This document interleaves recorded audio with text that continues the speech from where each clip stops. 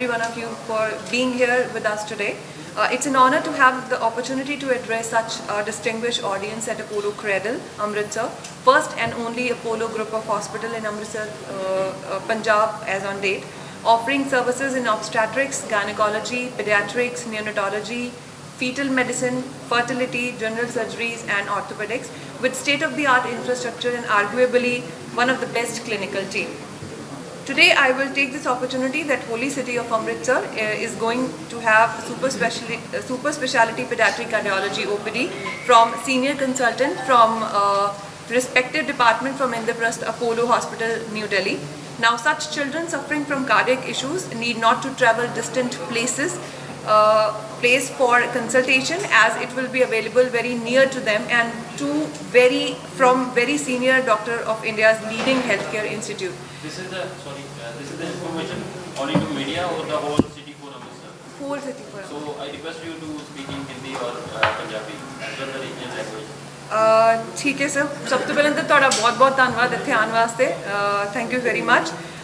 Apollo cradle ਜਿਹੜਾ ਹੈਗਾ sir, ਉਹ ਜਿਹੜਾ ਗਰੁੱਪ ਇੱਕ ਹਸਪੀਟਲ ਹੈਗਾ ਅਪੋਲੋ ਦਾ ਜਿਹੜਾ ਅੰਮ੍ਰਿਤਸਰ ਦੇ ਵਿੱਚ ਹੈਗਾ, ਪੰਜਾਬ ਦਾ ਇੱਕੋ ਇੱਕ ਹਸਪੀਟਲ ਹੈਗਾ ਅਪੋਲੋ ਦੇ ਬ੍ਰਾਂਡ ਦਾ। ਇੱਥੇ ਅਸੀਂ sir obstetrics, gynecology, pediatric, fetal medicine, orthopedics, fertility ਇਹ ਸਰਵਿਸਿਜ਼ ਜਿਹੜੀਆਂ ਹੈਗੀਆਂ ਉਹ ਇੱਥੇ ਅਸੀਂ ਆਫਰ ਕਰਦੇ ਆ। ਇੱਥੇ state of the art infrastructure ਹੈਗਾ ਸਰ ਸਾਡੇ ਕੋਲ, ਤੇ one of the best clinical team ਹੈਗੀ ਹੈ।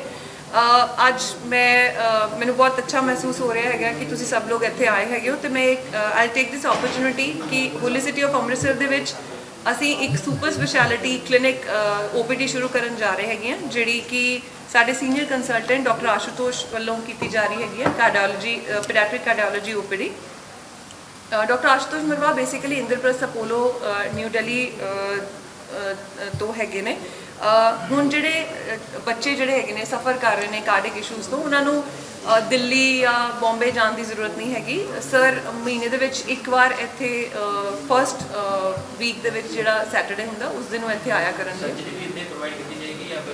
ਸਰ।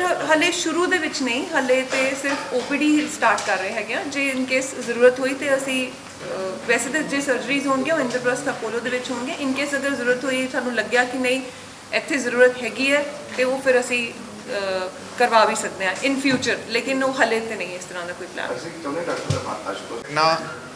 बहुत तरह के होते हैं और उसमें ज़्यादातर बनावटी नुस्खे होते हैं। उसमें कुछ छेद होते हैं कभी कभी, जिसमें हम बोलते हैं दिल में सुराख होता है, कभी कभी नसों में ब्लॉकेजेस होती हैं, छोटे बच्चे के भी नसों में ब्लॉकेजेस होती हैं, और कभी कभी वॉल्व में भी सिकुड़न होती है। तो तीनों तरह की प्रॉब्लम्स हमें मिलती हैं, और जो सुराख होते हैं उनमें ज़्यादातर सर्जरी की ज़रूरत पड़ती है, और जो नसों की या वॉल्व की ब्लॉकेजेस होती हैं वो हम जैसे एंजियोप्लास्टी होती है उस तरह से करके हम एंजियोग्राफी से हम खोल भी लेते हैं। और कुछ ख़ास तरह के जो छेद होते हैं, सुराख होते हैं, उनको भी एंजियोग्राफी से हम लोग बंद कर देते हैं, तो उससे काट पीट नहीं होती है, शरीर पे निशान नहीं पड़ता, और बच्चा 24 घंटे के अंदर अंदर डिस्चार्ज भी हो जाता है। तो ज़रूरत तो पड़ती है। 1% बच्चे हार्ट की डिफेक्ट के साथ पैदा होते हैं, तो ज़रूरी नहीं है कि जेनेटिक हो। नेचर में 1% बच्चे हार्ट डिफेक्ट्स के साथ पैदा होते हैं। तो हिंदुस्तान में आप अंदाज़ा लगा लीजिए कि हर साल कम से कम 2.5 से 3 लाख बच्चा जो है हार्ट डिफेक्ट के साथ पैदा होता है। तो हर जगह की पॉपुलेशन के हिसाब से अमृतसर या पंजाब में भी कुछ बच्चे पैदा होते होंगे, और जिसमें से अगर मैं कहूँ कि ये जो 1% बच्चे हैं इसमें से 50% ऐसे होते हैं जिनको पहले साल में ही ट्रीटमेंट की ज़रूरत होती है। पहला साल मतलब पैदा होने से लेके पहले साल के अंदर अंदर तक। और कुछ ऐसे पेशेंट्स भी होते हैं जिनको अगर हम टाइमली इलाज नहीं दे पाते हैं, सिर्फ पैदा होने के 3 दिन में 2 दिन में कभी कभी सर्जरीज़ की या इंटरवेंशन की एंजियोग्राफी की ज़रूरत है, अगर हम वो नहीं करते हैं तो वो बच्चे सर्वाइव भी नहीं कर पाते हैं। लेकिन अक्सर सर जो सर्वाइव नहीं कर पाते हैं वो कंडीशन पे डिपेंड करता है। अगर एक बच्चा जिसको हम बोलते हैं ऑब्स्ट्रक्टेड TAPVC, जिसमें कि फेफड़े से आने वाले सारे खून की जो साफ़ खून की नलियाँ हैं वो हार्ट में आने की बजाय लिवर में पहुंच जाती हैं, और लिवर के बाद अगर वो पहुंच गई तो फेफड़े में साफ़ खून नहीं आ रहा है बच्चे के, तो वो बच्चे को सर्वाइव नहीं करेगा अगर आप उसको तुरंत पैदा होने के 24 घंटे के अंदर अंदर आप ऑपरेट नहीं करेंगे।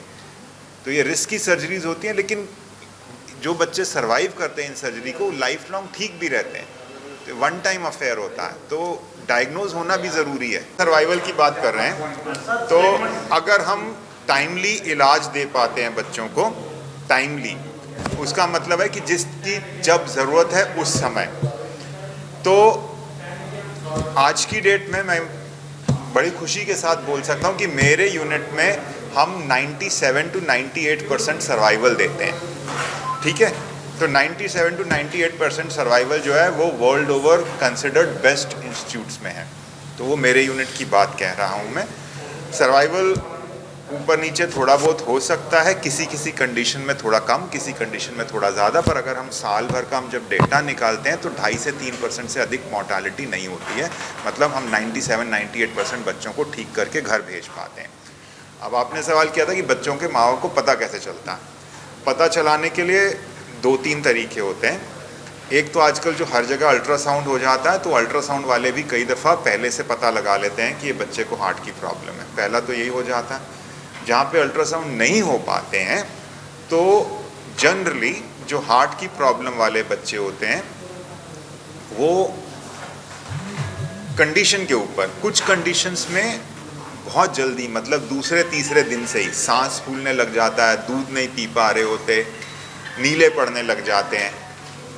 कुछ कंडीशंस में ये तकलीफ़ महीने भर में आने लग जाती है, और कुछ कंडीशन में 6 से 8 महीने तक ये प्रॉब्लम्स नहीं आती। पर जो मेन चीज़ें हम देख पाते हैं उसमें एक तो बच्चा दूध नहीं पी पाता है, दूसरा उसका सांस तेज़ चल रहा होता है, छाती में गड्ढे पड़ रहे होते हैं जब वो सांस ले रहा होता है। तीसरी चीज़ जो होती है, जो बच्चे थोड़े बड़ी उम्र में प्रेजेंट करते हैं, जैसे 6 महीने बोला मैंने, उन लोगों का वज़न नहीं बढ़ रहा होता।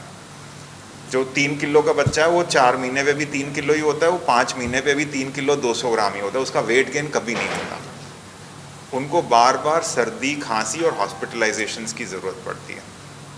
और जो नीले बच्चे होते हैं जिनके शरीर में गंदा खून घूम रहा होता है, उनकी क्योंकि नसें, हार्ट के अंदर में रुकावट है या किसी भी वजह से उनको बेहोशी के दौरे आने लग जाते हैं। वो जनरली 8 से 10 महीने के आसपास शुरू होते हैं कि बच्चा चिल्लाता है, रोता है, नीला हो जाता है और उसके बाद बेहोश हो जाता है। तो ये सब कंडीशन से भी पता चल जाता है कि ये बच्चे को हार्ट प्रॉब्लम है। और एक काम जो बहुत, हर चाइल्ड स्पेशलिस्ट के पास बच्चा वैक्सीनेशन के लिए जाता है, और एवरेज बच्चा आज की तारीख में हर महीने वैक्सीनेशन के लिए जाता है, कम से कम 4 महीने के लिए। तो 4 बार तो चाइल्ड स्पेशलिस्ट के पास जाते हैं, और फिर 9वें महीने पे खसरे का टीका लगवाने जाते हैं। तो 5 अपॉर्चुनिटीज़ तो हमें पहली बार में मिल जाती हैं एज अ चाइल्ड स्पेशलिस्ट। अगर कोई चाइल्ड स्पेशलिस्ट भी बच्चे को देख रहा है तो वो भी पिक कर सकते हैं कि हार्ट प्रॉब्लम है। क्या जी?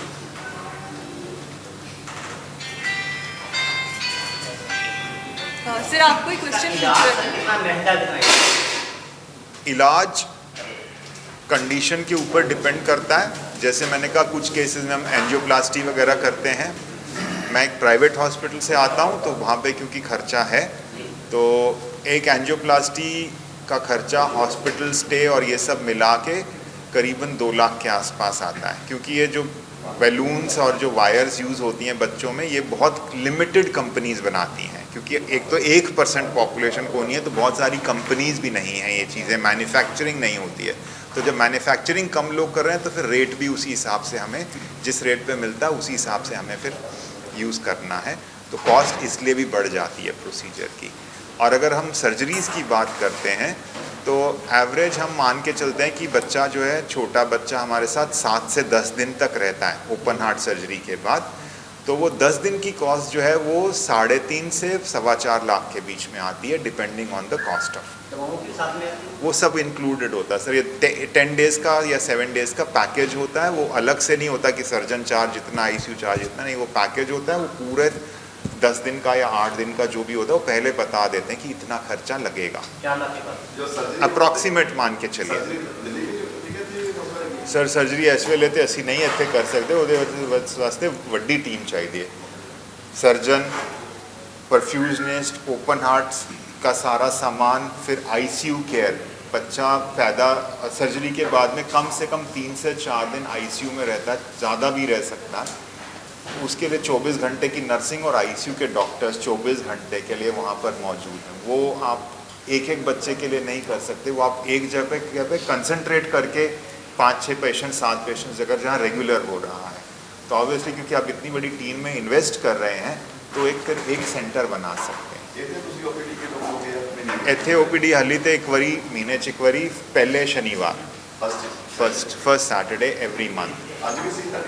ਅੱਜ ਵੀ ਸੀ, ਅੱਜ ਪਹਿਲੀ ਵਾਰੀ ਸੀ ਤੇ ਅੱਜ ਕੋਈ ਖਾਸ ਪੇਸ਼ੈਂਟਸ ਨਹੀਂ ਸੀ। ਅੱਜ ਤੇ ਸਿਰਫ ਡਾਕਟਰਾਂ ਨੂੰ ਮਿਲਣਾ ਸੀ, ਇਕਵਿਪਮੈਂਟ ਦੇਖਣਾ ਸੀ। आप लोग आए, आपसे भी मिल लिए, लोगों को पता चलेगा तभी तो लोग आएंगे।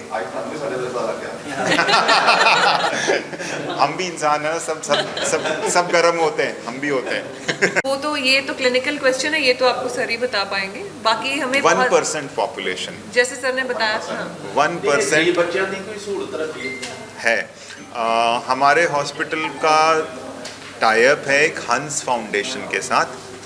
हंस फाउंडेशन वाले जो हैं हेल्प करते हैं बच्चों के, और उसमें हम फॉर्म्स वगैरह भर देते हैं और पेरेंट्स का इनकम सर्टिफिकेट साथ लगता है, और डिपेंडिंग ऑन कि वो किस, उनका अपना एक सिस्टम है हंस फाउंडेशन का। मैं फॉर्म्स भी लाया हुआ था पर आज ज़रूरत नहीं पड़ी, तो वो हमें डिटेल्स फैमिली की देनी पड़ती हैं कि क्या अर्निंग मेंबर हैं, कितने डिपेंडेंट्स हैं वगैरह वगैरह। उस हिसाब से फिर वो पैसा सेंक्शन कर देते हैं। तो अगर मैं कहता हूँ 3.5 लाख रुपए मुझे चाहिए, तो हंस फाउंडेशन वाले 50% तक हमें मदद कर देते हैं। तो अगर जैसे किसी बच्चे के लिए 3 लाख चाहिए तो 1.5-2 लाख तक आराम से वो दे देते हैं, depending on family social status. अगर 25,000 से कम है तो इतना, 40,000 से कम अर्निंग है पर मंथ तो इतना, वो उनका अपना एक हिसाब है जो हमें फॉर्म भर के देना पड़ता है, फिर वो NGO वाले देते हैं। और ऐसे 2-3 और NGOs हैं जिनके साथ हम काम करते हैं। टाई अप नहीं है सर, हैं NGOs जो कि मदद करते हैं, हमें पता है, हम उन तक बच्चों को भेज देते हैं, फैमिलीज़ को भेज देते हैं। हॉस्पिटल का टाई अप जो है वो सिर्फ हंस फाउंडेशन से है, और एक मिलाप करके संस्था है जो क्राउड फंडिंग कराती है। क्राउड फंडिंग मतलब वो किसी हॉस्पिटल से नहीं जुड़े हुए हैं, उनके पास हम बच्चा रेफ़र करते हैं, फिर वो ट्विटर पे, व्हाट्सएप पे मैसेजेस डालते हैं कि इस बच्चे का ट्रीटमेंट की ज़रूरत है। आपने कभी देखा होगा यूट्यूब वगैरह पे भी आते हैं, तो वो मिलाप करके वो लोग क्राउड फंडिंग से फिर पैसे इकट्ठे करके देते हैं। तो कई ज़रिए हैं इलाज करने के, ऐसा नहीं है कि नहीं है। और दिल्ली गवर्नमेंट के, क्योंकि हॉस्पिटल अपोलो दिल्ली गवर्नमेंट के उसमें आता है, तो दिल्ली गवर्नमेंट की तरफ से जो भी पेशेंट्स आते हैं वो फिर वो फ्री वार्ड पेशेंट्स की फैसिलिटी भी है गरीब बच्चों के लिए। वो फ्री वार्ड में फिर फ्री होता है ट्रीटमेंट, उसमें कोई डॉक्टर चार्जेस नहीं होते हैं, कुछ नहीं होता है। सिर्फ जो कंज्यूमेबल्स हैं, दवाई गोली, उसका चार्ज बच्चों से लिया जाता है। तो फैसिलिटीज़ हैं, ऐसा नहीं कि फैसिलिटीज़ नहीं है, सब है। अब तक कितनी सर्जरी कर चुके हैं? मैं 20 साल से इस प्रोफेशन में हूँ, और मेरे यूनिट में, क्योंकि ये कॉम्प्लिकेटेड सर्जरीज़ होती हैं, एक सर्जरीज़ में कम से कम 6-7, कभी 6-7 घंटे भी लगते हैं और कभी 10 भी लगते हैं। तो एवरेज हम लोग हर साल 600 के करीब सर्जरीज़ और 200-250 के करीब एंजियोप्लास्टी करते हैं। तो आप सोच लो भी कितने कर लिए पिछले 20 साल प्रोफेशन में। यहाँ तो डाटा है ना, कितने बच्चे